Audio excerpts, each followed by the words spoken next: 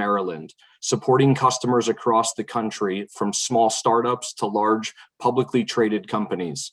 Today, our panelists include Jim Kehres, Managing Director of Maryland, DC, Nick McCourt, Senior Cybersecurity Engineer and Virtual Chief Information Security Officer, and Kris Laskarzewski, Managing Director of New Jersey, New York, and PA. Gentlemen, welcome and thanks for coming. We're going to get it started with the first question, which is a more general question, and I want to get everybody's opinion on this. But specifically, tell me about the last quarter, gentlemen.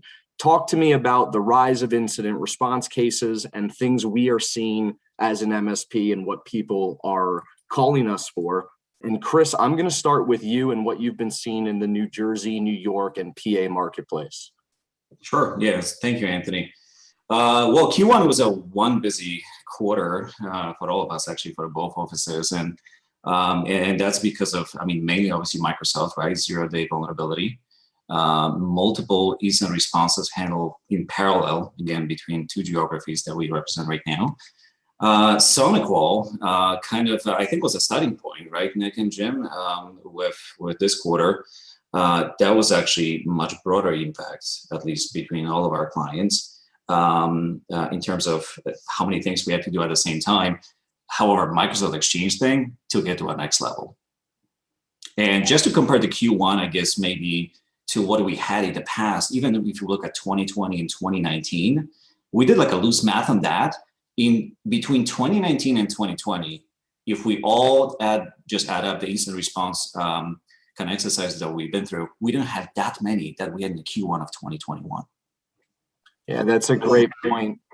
Jim, I'm going to switch it over to you and talk a little bit about the same thing, but for the Maryland, DC marketplace. Yeah, to Kris's point, obviously the Microsoft Exchange and SonicWall 0 days, obviously that impacted us as well. We had a few clients, of course, that we had to work with to make sure all of that was okay. But some of the other things too, outside of those kind of big things that you see in the news, there's still clients out there, for example, that we've seen over the last few months. They don't see the value, let's say, in multi-factor authentication for email, for example, right? So they still rely on just a password, and we've still seen some of them get hacked there. One case, this wasn't a client of ours, but this is somebody that we heard about over the last few months. Hacker got into somebody, I think it was a CFO's email account, and started seeing a vendor that they were working with, communication they had back and forth. They actually interjected that email discussion and were able to divert a wire transfer from going to that vendor to the hacker instead, right? And then on a smaller case, we had a couple clients, they got the proverbial email that said, hey, it was a CEO. It looked like it was a CEO. It was not. And they asked for gift cards, right? And the person wanted to please the CEO. Oh my gosh, I'm so sorry. Yes, I'll get that right away. And they sent them gift cards to the hacker, right? So things like that there's small things out there. There's things you see in the news, but it's still a concern. Absolutely. Mr. McCourt, we're going to you as the compliance guru and CISSP here on the call. From a Chief Information Security Officer standpoint and doing some deep dives into these different 0 days and supply chain attacks, what have you seen over the last quarter? And kind of would like you to compare it to what Kris had mentioned of the quarter versus the year before and just the significant increase as well. Oh, absolutely. So yeah, over this past quarter, we have definitely been hit far more than ever before. Interesting enough, the way that we've evaluated and handled these incidents has been kind of high level, high intensity, and kind of, looking for that quick, ultimate resolution of it. But this quarter versus any time within the past 5 years has been ridiculous.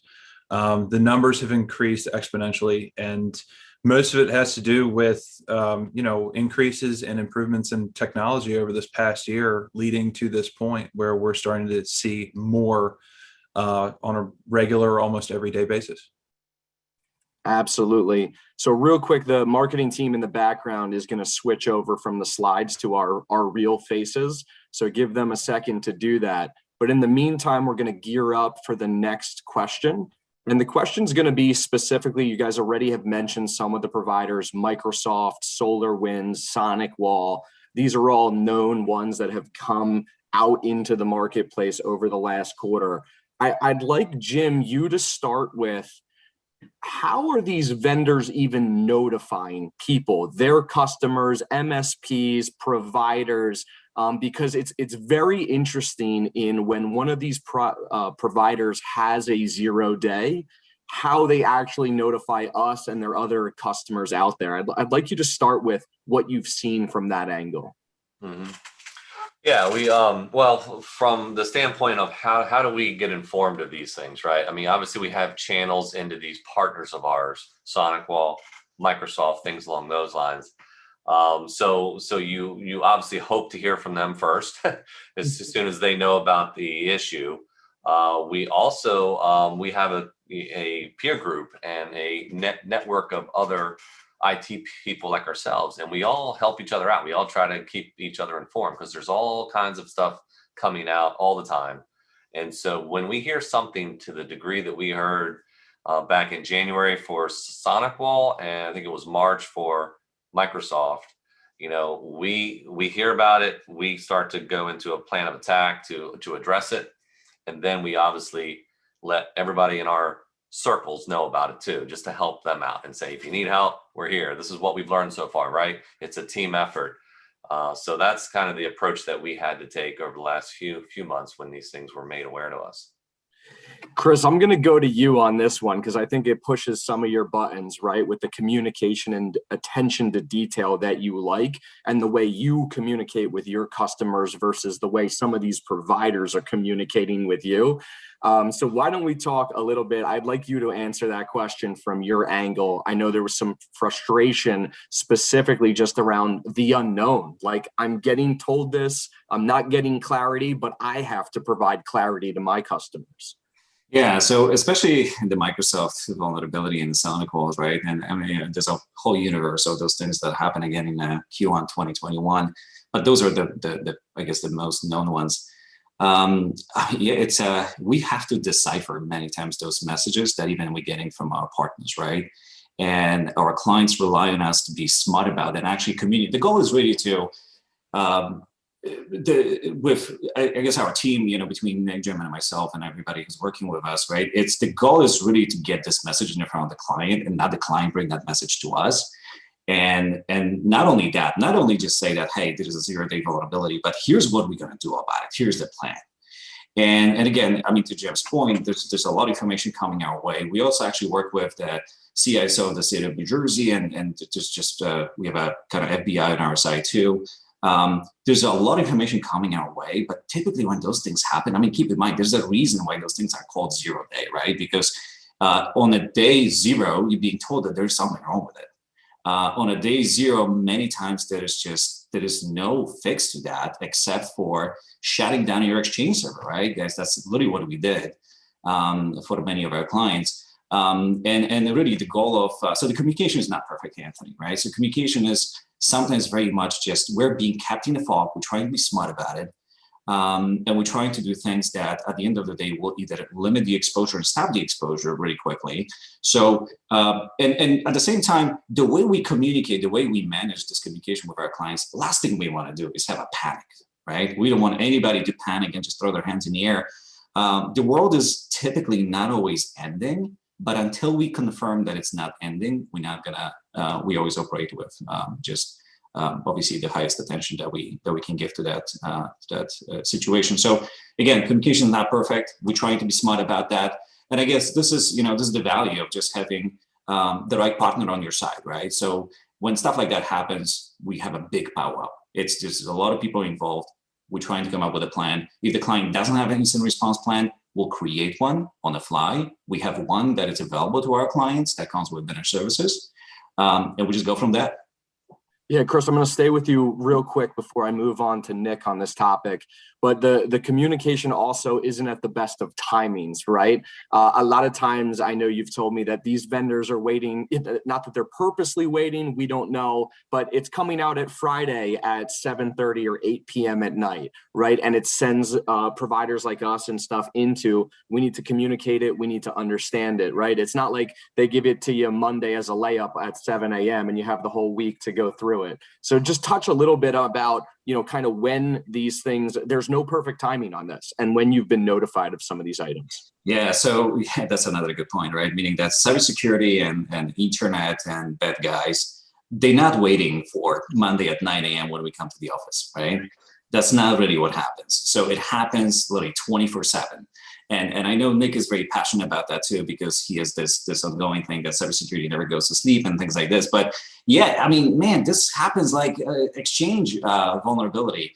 That came up like in the middle of the night. There's more development happen actually in the middle of the night. We developed some scripts and things like that. So that makes us jump on that, by the way, because we are 24/7 company for our clients. We jump on it as soon as we know it. We have calls, at 2 a.m., 3 a.m. and things like that, just so we can get ahead of a lot of different things. So it doesn't have business hours. Cybersecurity doesn't work like that. It's very much 24/7, 365. Yeah, and it's a basic concept of just understanding that, right? This is a world issue. A lot of these times, like with SolarWinds, it's nation actors, right? They're the ones coming after. Their time zones are different, completely different than us. So this will always be a 24/7 shop. Nick, changing over to you for this in terms of the notifications from these providers out there. When you get notified of, hey, Microsoft Exchange or SonicWall or SolarWinds, where do you go first? Obviously, there's the aspect of servicing our clients and then people who call us, but I want to also get in the head of a CISO where I have to go deep on my research mode to fully understand what these providers are giving me. So just trying to think through the thought process that staying away from the servicing client standpoint and going deep into, I need a full understanding of what they're telling me. Oh, well, as far as researching and understanding the vulnerabilities, a lot of it has to do with having a little bit of experience in all areas. That's one of the cool parts of being in an organization such as Domain, where we have a lot of different people that know a lot of different things. And so, when it comes to researching or understanding and focusing on the client, focusing on their security stack, we immediately, I'll just speak for myself. I get the email and the immediate thought that runs through my head is, okay, so what's the security profile of the organization that we need to protect that may encounter this 0 day? What do we have that's available that can help mitigate it? And then finally, what exactly is this and how much is it going to affect that organization right off the bat?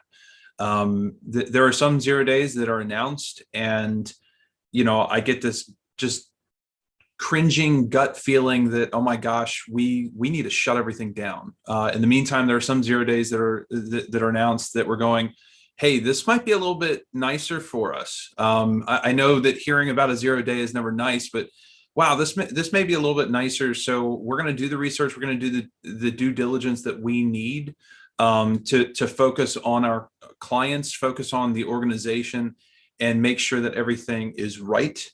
But in the meantime, we go down almost to the code level as much as we can.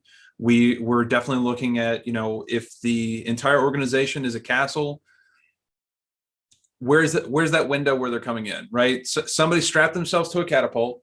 They just kicked a lever. They just got fired through the window. Where is it that they're going to land? And we need to make sure that we can either catch them and throw them back out the window, or catch them and escort them out the front door if we're feeling nice that day. But for the most part, we need to make sure that, we not only discover where they came in, but where's the catapult, so we can either get rid of it or make sure that there's no window for them to fire that person through. Awesome. Jim, I'm going to switch over to you real quick on, kind of this thought I have, because you and I have lived this during the SonicWall issues together. So we're out in the marketplace in Maryland and DC, and we've done assessments on site and whatnot. We have a full picture of a company's cybersecurity posture and their technology environment. We know they have some of these systems in place. We've taken the precautions on our side and notified our customers and all of this good stuff like Kris mentioned.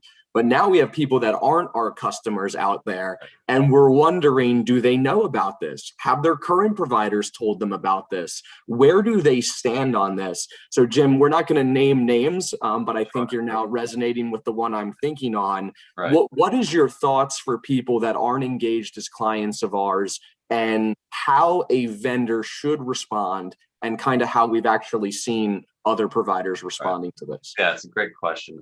Yeah, I think everybody just needs to ask themselves, whoever they work with to support their IT and obviously cybersecurity, there's a obviously level of trust you have to have there, right? And one of those things that obviously would be a red flag is if you're finding out about these kinds of incidents, in the news or before you hear about it from your IT provider, correct? I mean, that's an issue there. I would relate it though, Anthony, to let's say your accountant, right? Your accountant should be on top of your finances, any changes in laws that impact taxes and things like that. You should be hearing from them first about changes you need to do to your business before it becomes something where it's too late. Same thing on the legal side, right? And this is just what we do on the IT side of things. We have to stay on top of it. We have to build that trust with our clients that we are going to look out for them in this regard.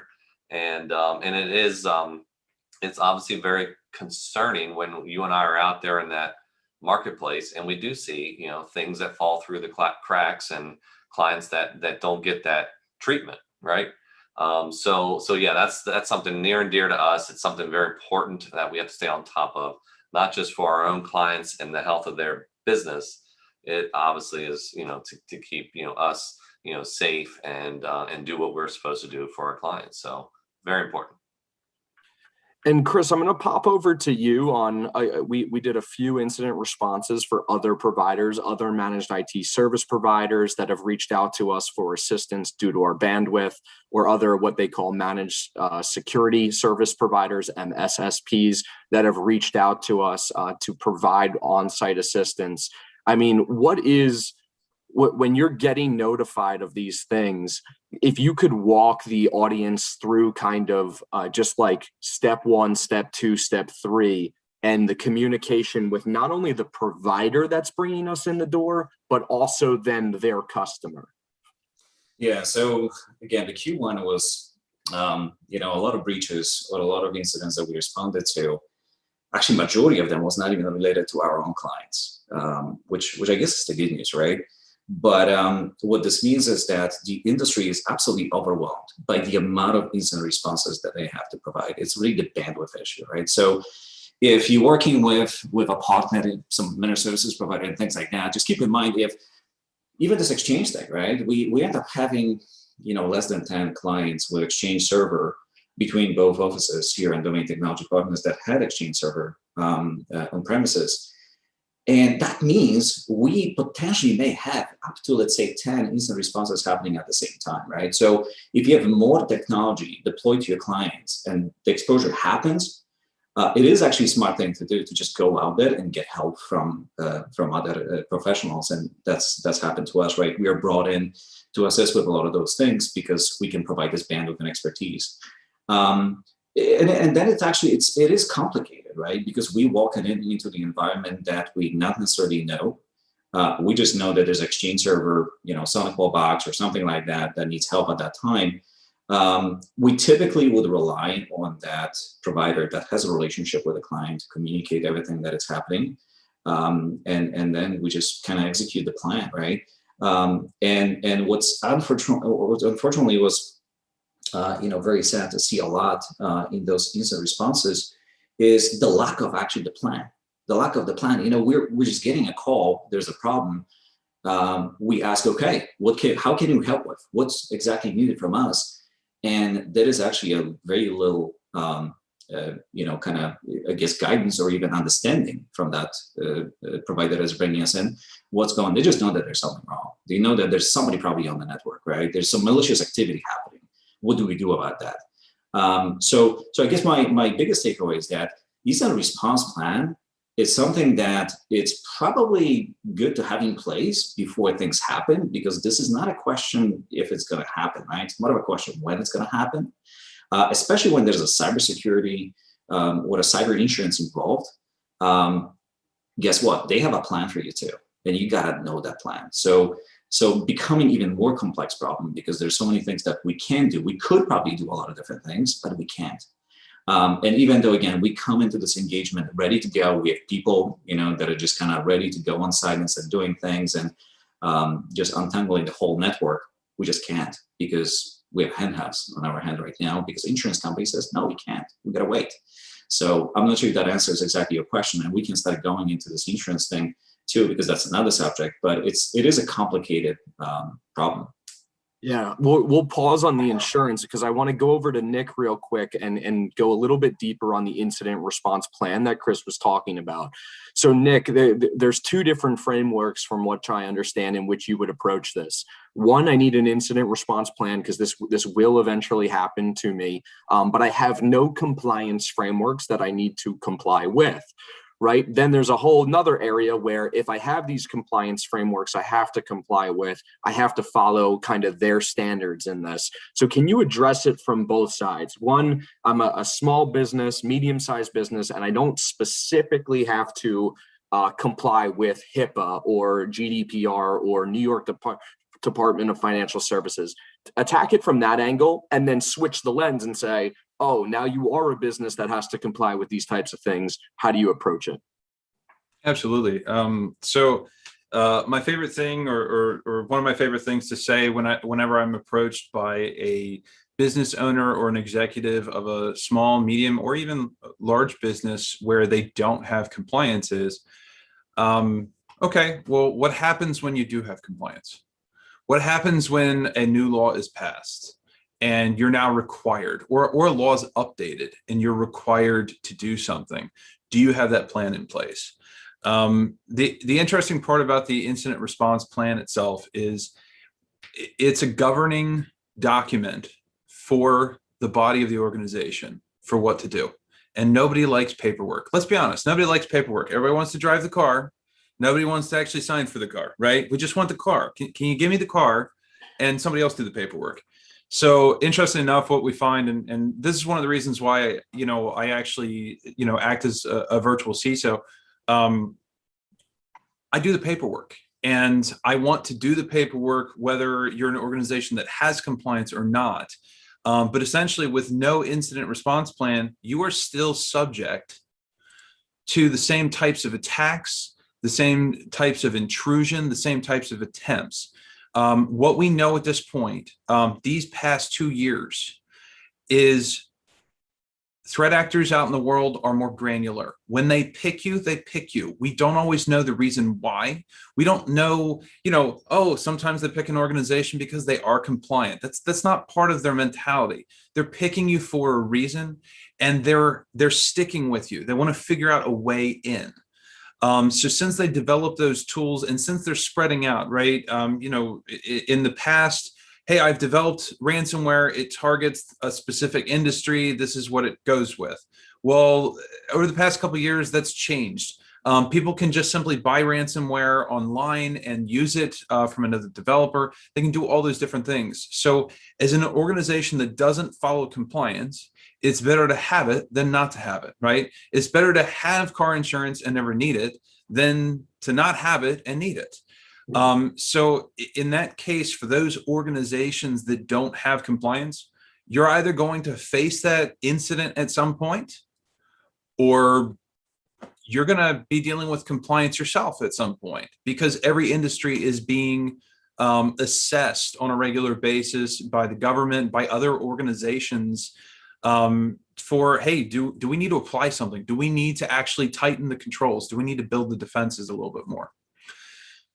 In the meantime, real okay. quick on that, before you change over, I want to bring in so my 10 years in insurance, specifically the cyber insurance market, right? It was always better to show I'm doing something. When it came to, there's a portion of your policy that's defined for fines and penalties, right?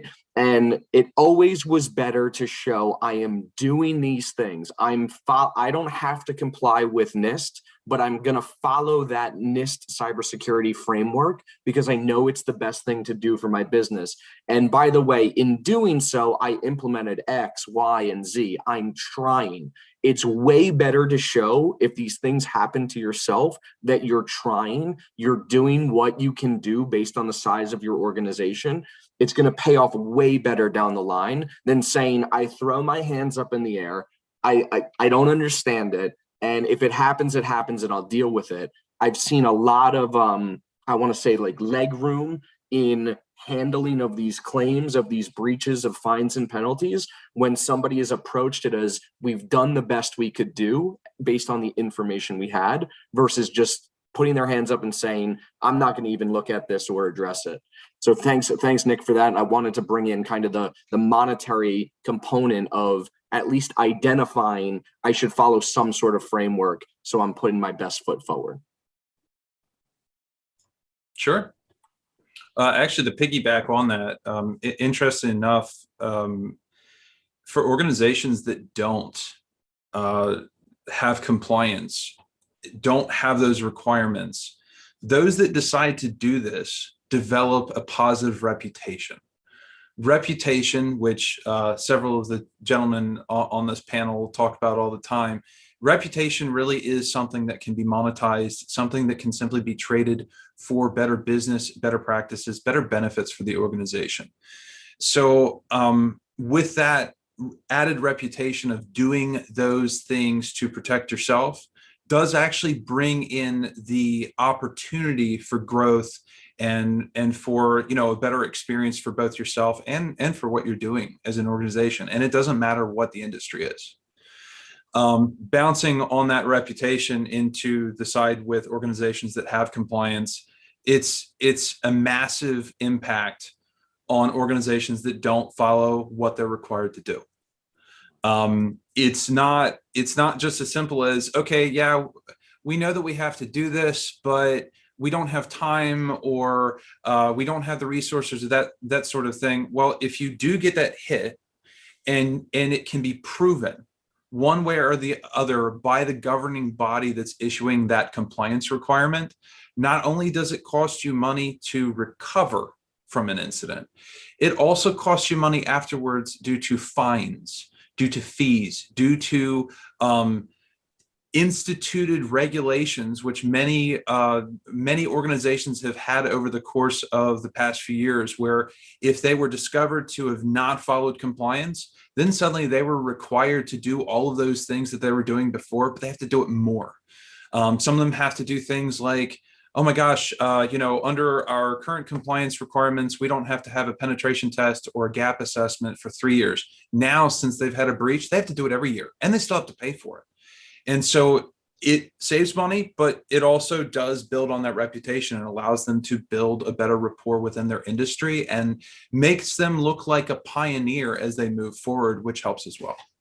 Absolutely. Before we change gears, Jim, I'm going to come to you next.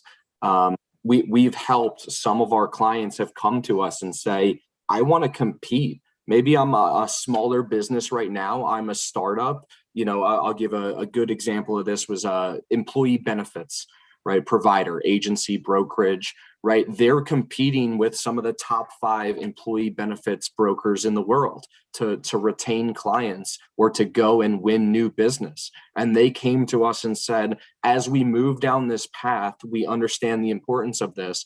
Can domain technology partners help me put together a little bit of a slide deck to go into our overall slide deck on how focused on security we are and how focused we are on technology, to show that, yes, we can potentially even do this better than the bigger companies that are out there, because we have all our ducks in a row. We have partnered with somebody like this. Yeah, no, you're right. It's a really good point. We're seeing that trend develop as even just the months go by, we have had clients say, I'm trying to win this particular prospect, right? And I'm getting questions about security and how do we protect the data that they will entrust us with, right? And so we're seeing that you're right. Even if you don't have to adhere to compliance, sometimes it's a marketing advantage. It's just to kind of get you to be able to win that deal. Or it just shows that, you're right. You're focused on this. It's important to you. And that entity that you're going to work with, vendor, client, what have you, is somebody that they know they can trust that you're going to take care of whatever it is that you guys are going to share together. And that's just going to help both parties, right? So it's definitely a trend we're seeing. Even again, if you're out there, you don't feel like I don't need to adhere to any of this compliance. Again, look at it from a standpoint of just being able to get that message out about, hey, I take my business seriously. This is what we've done on this, on the cybersecurity side of things. This is how we protect all of our data. Yeah, I mean, we call it operational maturity, right? All day, every day, operational maturity, and that goes across everything: technology, compliance, employee benefits. I mean, you can look at everything and talk about operational maturity. And I think this is a good pivot into the next conversation here about third-party vendors and vendor risk management here. So, Jim, I'm going to stick with you on this one. So a couple of people prior to this engagement wanted us to talk about the SolarWinds supply chain attack. And in my research and digging and whatnot that I've done prior to this, I wanted to bring this up as more of a general topic around SolarWinds. And that's specifically these network management systems like SolarWinds, like a Kaseya.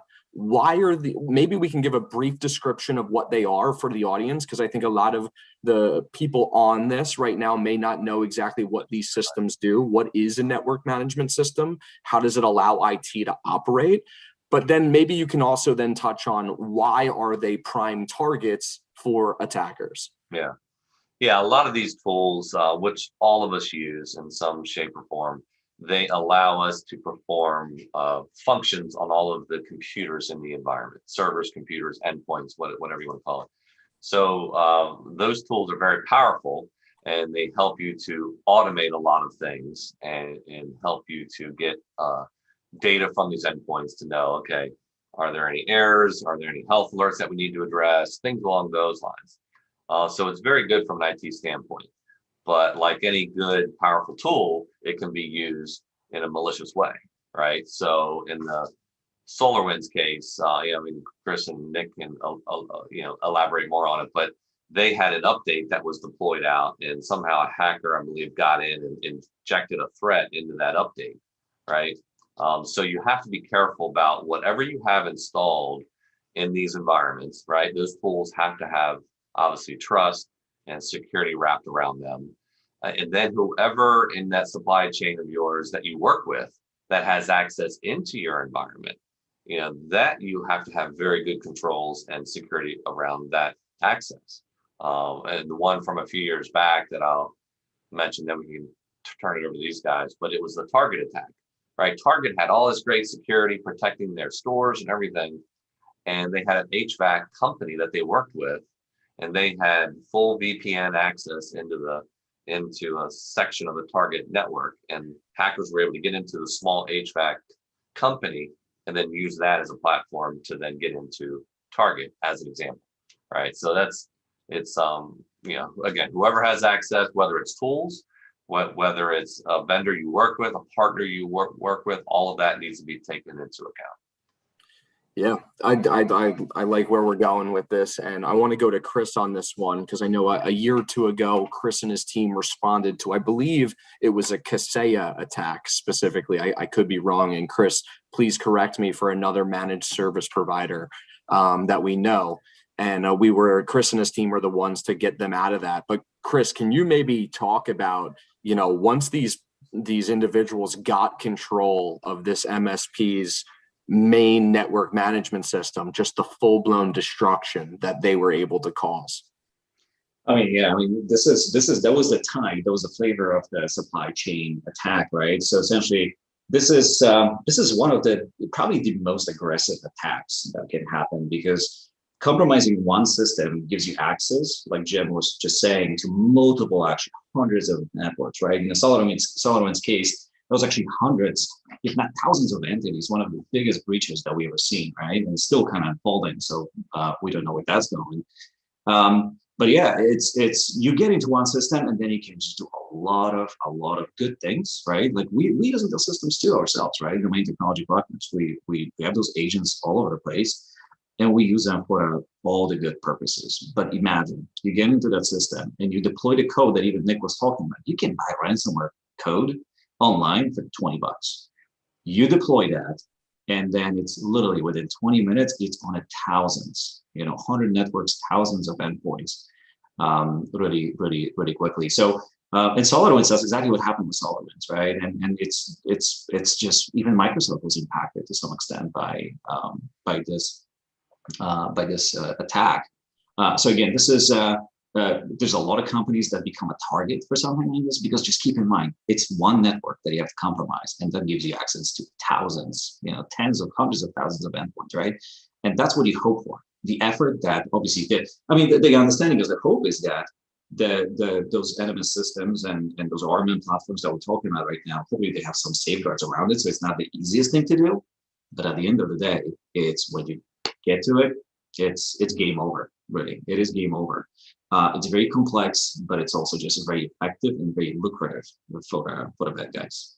Yeah, Kris, can you add some flavor in terms of the one we responded to on? I guess what I'm trying to get across here is you're limited by, so you have this provider and they get this happens to them, therefore it affects a lot of their clients or all of their clients. And if I'm thinking as like a business owner or an executive, right, it's like, oh, wow, if that one provider goes down and all their clients are affected, well, how quickly are they going to be able to respond to me? When are they going to be able to get to me? Yeah, no. So yeah, it happened. Actually, that was definitely prior to COVID-19. It was in 2019 when we received one of those calls from a very friendly MSPs of ours. Actually, it's somebody who we really know and have a good working relationship with. And in that case, actually, it wasn't actually Kaseya, it was one of their antivirus platforms, Webroot, I believe. Was taken advantage of. One of the employees, one of the engineers. So Webroot, essentially, it's we know the concept of the antivirus, and that's not really the story here. But there was a web, just internet-based kind of console was in place in here, and that console was talking to all the agents across all the clients that they had.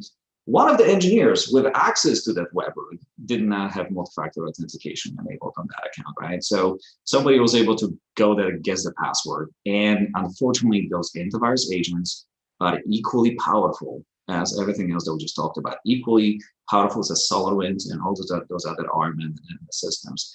And that antivirus agent was able to essentially just give somebody, or good person or bad person, ability to run the script. So antivirus, guess what? In this case, how ironic is that? Antivirus actually caused all the damage. Antivirus was used to deploy ransomware across thousands of endpoints, right? So that's what happens. And the thing is, to your point, when that happens, you know what happens to that managed services provider? Now they get thousands of calls, hundreds, thousands of calls saying, hey, I can't access anything on my server, on my computer is not booting up. I'm only seeing those messages right now on the screen. So we all have limited resources, right? And we were brought in to assist with responding to that incident. But yeah, I mean, don't hope for a quick response at that time, because it's a lot going on for everyone. Yeah, Kris, thanks for correcting me on the Webroot and the antivirus, but I think it gives some better color too. And it's not just one thing, it could be multiple different things and its proper configuration. Nick, I'm coming back to you on this now that we've probably scared the hell out of the audience. I want to get to all right, how can, on a compliance from the top down, how can we start to look at our weakest, at the end of the day, this comes down to we're only as strong as our weakest link. So there's two angles I want you to touch on this if you can. Number one is third-party vendor risk assessments. And I know you have seen thousands of these questionnaires and had to respond to thousands of them. So I want to try to understand for the audience what those are and how they can even start, instead of them themselves just having to respond, how can they potentially start using them to better protect themselves? The other angle, which I'd like you to get to, is on in terms of providers like ourselves and others on SOC 2 Type 2 compliance, right? And this is, we touched on the operational maturity level of organizations. I think there's going to be a further real analysis when companies are picking different providers to do certain things, especially around technology and cybersecurity, of like, do you have your ducks in a row? And how can I measure that? And one of those angles is SOC 2 Type 2. Sure. Well, now I just want to talk about the SOC 2 Type 2 stuff, Anthony. So what was the first part again? The first part was third-party vendor risk assessments, what they mean to the companies that are getting them, and can they utilize those for going downstream on even people they partner with? Well, actually, and thanks for providing that. It really is a focus on downstream. Yes, you're receiving them. Maybe you don't, maybe you do, but a vendor risk assessment is a massive questionnaire. It's usually following a specific framework that the organization that you are partnered with or that you have some sort of contract with is following.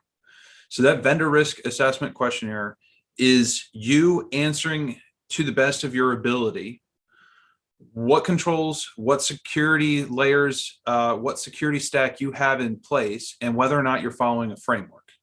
That's as definition-y as I'm going to get. I promise I won't go in any farther with that.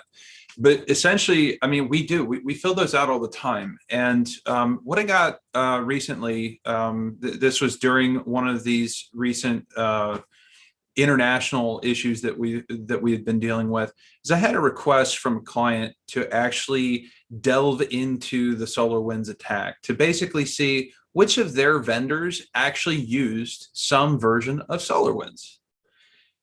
And it was a spider web. I mean, I went through tons and tons and tons of vendors. It was hours of time, but interesting enough, I was actually able to build out how far that attack went.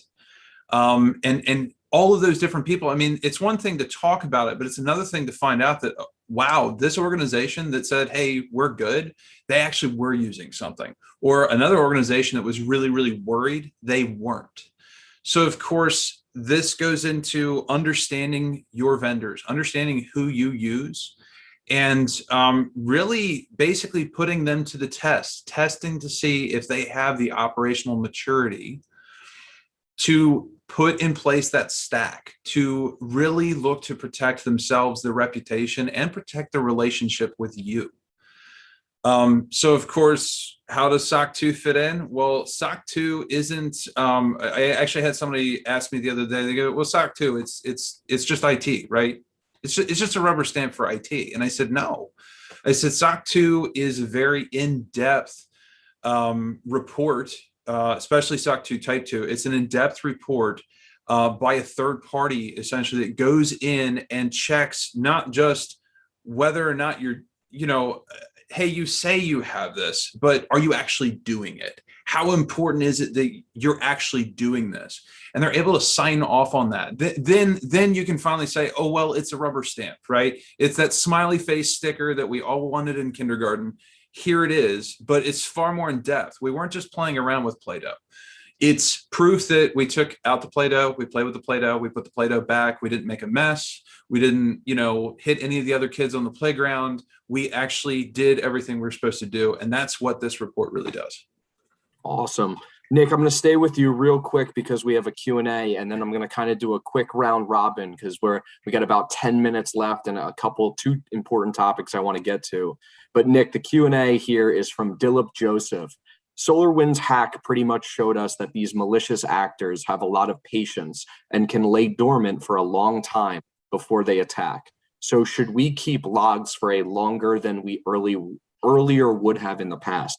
Is there a recommended balance here? How long should logs from servers, firewalls be retained for? And I'll let you go after that real quick. Well, I think it's a question. First off, if you're following a specific form of compliance, that will state what the retention should be. Yeah. In the meantime, if you're not following compliance, 1 year is usually a good idea. In fact, 1 year is usually better than a good idea because most incidents in the past that have turned or basically mutated into an actual breach, it was an average of 6 months that the attacker was in there. So a year allows you, not that we want to get into collector mode, it allows you to actually see the logs for at least 2 breaches or 2 incidents. We really want to stay with the incident phrasing, obviously, but a year is good. Once you get past a year, there's some issues with the retention. You're starting to hold on to things that may actually fall into an actual self-imposed threat. You now have data from multiple years that not only do you have to secure, but you have to have it in a secure facility. You have to label it. You have to classify it. You have to figure out what it is. You have to evaluate it. All those different things go into that retention. So I'm not saying don't, retain for more than that, but I am saying that 1 year is a very good idea. I am saying that once you get beyond a year, people start to forget that they've got things lying around. And that can end up being evidence for something else, or it can even be proof that you're not following your own processes. You really need to have all those policies in place anyway. So I would definitely stick with a year and don't do any shorter than that. Great answer. Really good answer. It's right. It's like, if you're a business owner and have to retain taxes for 7 years, I don't know the exact number. Don't quote me on that. But after 7 years, you do want to get rid of them because you don't want them lying around, right? Great answer. All right, we're going to move, gentlemen, here. 2 topics. I want to get some feedback. Jim, I'm starting with you. What is the cost of a breach? Real numbers from cases we've responded to in the last quarter. And maybe we can articulate to size and scope of company. But the main thing is you go out there. I remember in my cyber insurance days, it was the average cost of a breach is a couple $100,000. And I think some of the times this is like just too big. It's like, yeah, that's not me. These are real breaches we've responded to, actual costs. Jim, start with you, then I'm moving to Kris. Yep. Let's see. All right, I can think of, let's see, the one we had a couple months ago. This was the Microsoft Exchange hack. I know we personally billed the client. It was close to 20 grand for the work there. And then they had some other costs. So I'd say that was probably 30, 40 grand for just that one little incident. And it wasn't even technically a breach. Like they got a little hook in there, but they weren't able to do anything else. There was no significant downtime, things like that. But that just goes to show you the amount of time just to ascertain what actually happened, right? So I know one we did, this is a couple of years ago. That one was 40 grand, I want to say. Part of that was this entity that we got involved with, they had to buy the Bitcoin, right? So you throw that fee on top of it, right? So it really depends. I mean, it can go up to hundreds of thousands of dollars and beyond. But outside of that, Anthony, I just want to say, cost of a breach, it's not just about money, reputation, trust from your customers, your clients, partners you work with, and then the time. I mean, the time it takes away from you doing your normal business. Yes, you may have somebody like us to help out or whatever, but there's a lot of time that you will lose going through that breach because your employees can't work.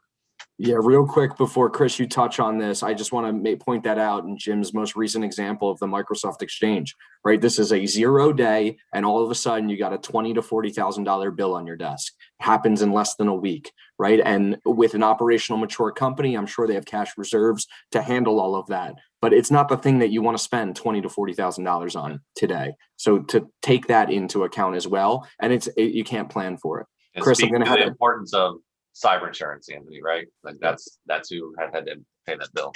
Yep. Kris, up to you, man. Yeah. So, I mean, Jim is 100% right. So there's things that you can pay for, and there are things that you just can't pinpoint. It's hard to quantify, right? But it's what we've seen, again, in a Q1 2020, especially the SonicWall thing.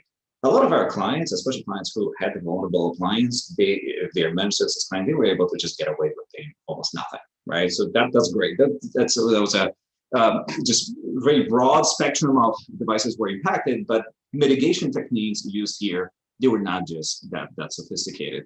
With Exchange server vulnerabilities, we've seen, I mean, to Jim's point, I mean, frankly, the 25,000 invoices, if you start adding the lawyers on the top of that, typically the insurance company says, hey, we have to bring a third party to just kind of confirm what the domain is saying, right? This is what we've seen a lot of that too. We want to bring just our people to look into that. So we've seen this to be spinning from $25,000 up to $250,000 in some cases. And I'm not talking about 1,000 people companies. I'm talking about the organization around 100 people, right? So they're still considered small businesses.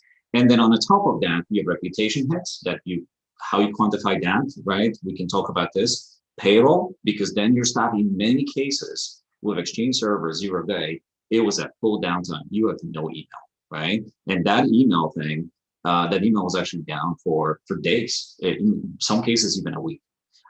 So there's all on the top of that. And when you start talking about return on investment, just think about how much things you can do for $250,000 bucks. How many 2FAs you can deploy, right? How many firewalls you can get for that? How many, kind of CSO you can just have on your staff, right? To kind of guide you through a lot of different things. How many SAN1 agents, for example, the next gen agents or whatever, we can put out there these days. It's really, I think this is the number that I would take and just start thinking, if I have to spend all of that money, how I can prevent that actually from happening, and what can I buy for that? This is your budget, right? Because that's the real stuff that happens. Those are the real numbers. Yeah. Nick, real quick before we change over to you on mitigation tactics that we can implement and maybe even minimum standards. Kris and Jim both mentioned reputation hit. And when I was in the insurance space, the way we put a dollar value to your reputation hit was on the Equifax breach. So on the Equifax breach, they're a publicly traded company, and within 2 weeks of their breach being announced, they lost $1 billion in market cap. And that $1 billion in market cap sounds crazy, but when you actually dive into it versus what the company size they were, it was a 20% hit on their reputation. So that's the number that I've been utilizing. When you start to talk about reputation hit, you can probably generalize that around a 20% hit with your current customers, future customers, this being in the news, whatever the case may be, that's what you can start to estimate. So think about, on the reputation side, taking a 20% hit to your business. Now you add in providers like us and things like that, I think it's much greater than that. But overall, I would use 20% on the reputation side.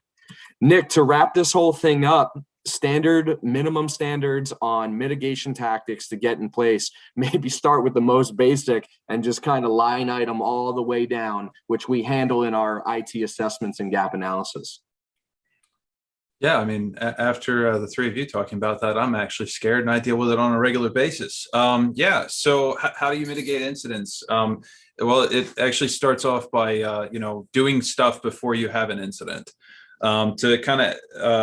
To give you a quick example, just on a flip side, we did have a breach a couple of years ago. We onboarded a brand new client, and what we did was we started with the basics. They had a previous provider, and the previous provider did some setup, and they didn't have somebody that went in and audited and checked the rules. So what did? We turned on a simple rule, and we discovered an email breach. Well, we then did what we were supposed to do. We responded.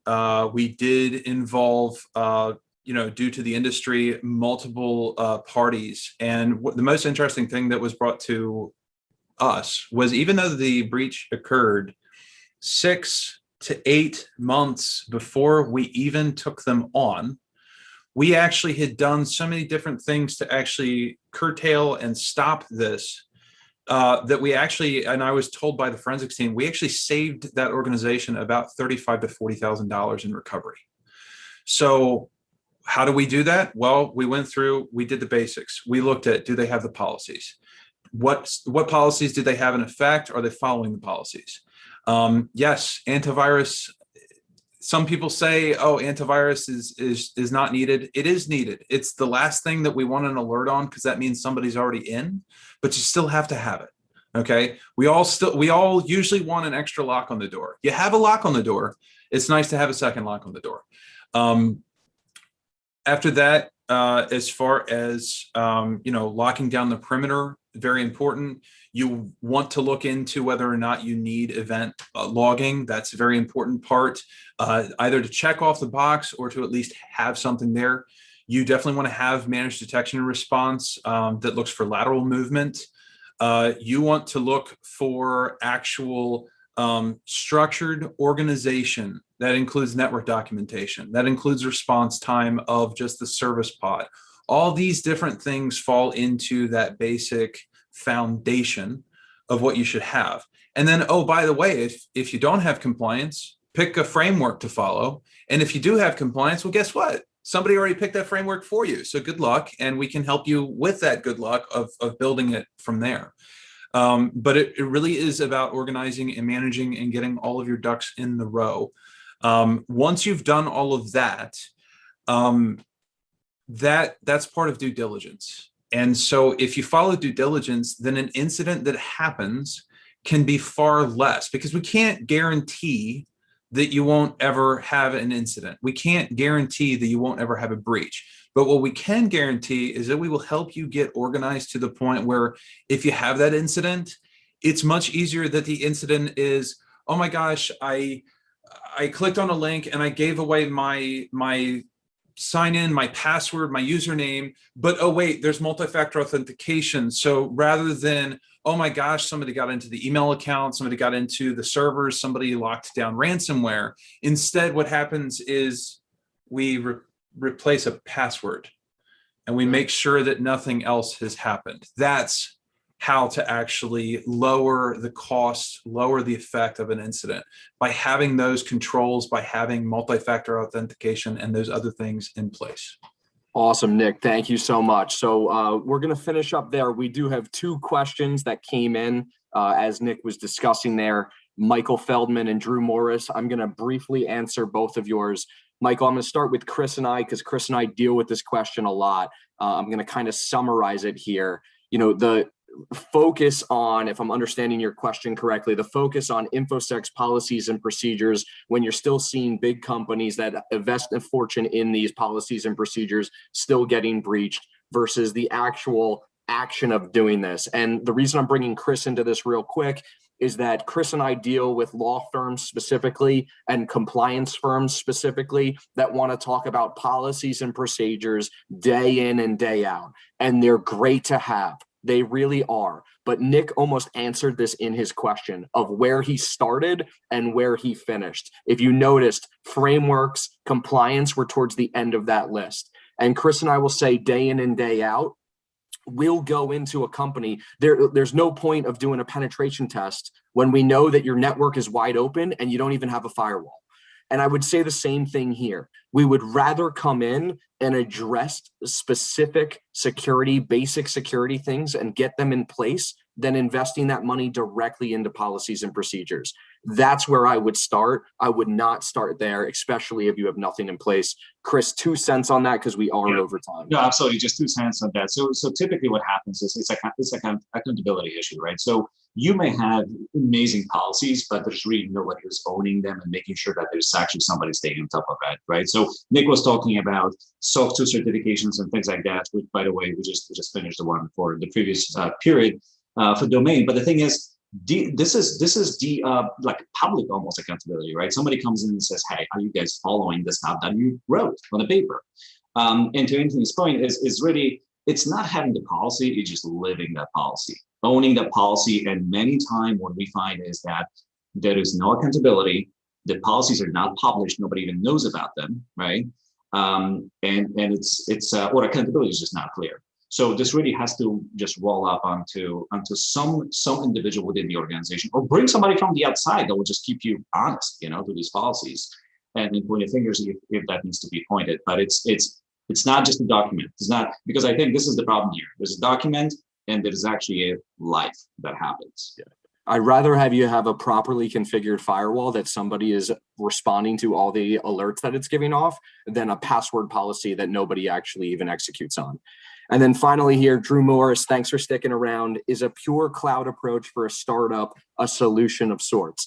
The answer is yes, and we're actually seeing a lot of organizations move in this direction with a following caveat. At Domain Technology Partners, we say the following: the cloud is not heaven. It does not solve all your needs. It is marketed that way. It may even make you more vulnerable, right? Because your information is living via a website portal somewhere. And as long as your username and password is the same across the organization, you're going to be able to get into that. So there are things when moving to a cloud-specific approach that need to be considered. Security is number one. You're opening this up. I talk about it about banking, right? If you think about banking back in the day, I used to have one physical location and the cash was in that location. It's really easy to protect that one physical location. Now I add 20 branches to my location. That becomes more difficult. Now I add online banking. It becomes even more difficult. So yeah, the cloud is not heaven. There are solutions there. But be thinking about security and then backup and disaster recovery for those solutions. Just one thing to add to this. So Drew, the thing is this. So just think about this. I'm going to bring up Office 365 for this conversation really quick. Office 365. I mean, all of us can just go on office365.com, sign up, get our own tin and things like that. But here's the deal. The last time I checked, that was a couple of months ago, there's over 800 checkboxes in the settings that we can enable or disable in order to make this tenant that we just created secure. None of these boxes, most actually of these boxes, are not checked by design. So it's really coming down to your Office 365 is going to be as good as a person who set this thing up, right? So your cloud, you can just apply the same concept to your cloud and everything else, firewalls and things of that nature. So yes, it is a solution like everything else, but it has to be done right. Yeah.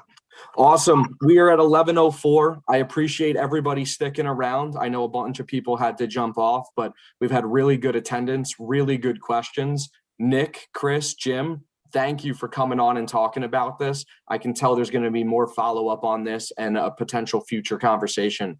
So thank you all. I know the marketing team will be sending out to all attendees a discount on our IT information technology assessment and gap analysis, where you can get a true understanding of your environment, the gaps that exist, broken down into business impact, high, medium, and low, if you're interested in that. So we'll be in touch with those items. And until next time, thank you all from everyone at Domain Technology Partners. Thank you. Thank you. Thanks, everyone.